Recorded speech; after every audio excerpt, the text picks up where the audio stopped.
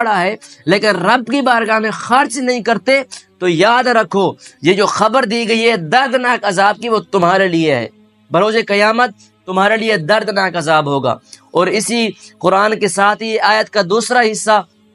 اللہ نے فرمایا یوم یحما علیہا فی نار جہنم فتقوی بہا جباہہم وجنوبہم وظہورہم۔ رب نے فرمایا کہ جس دن وہ مال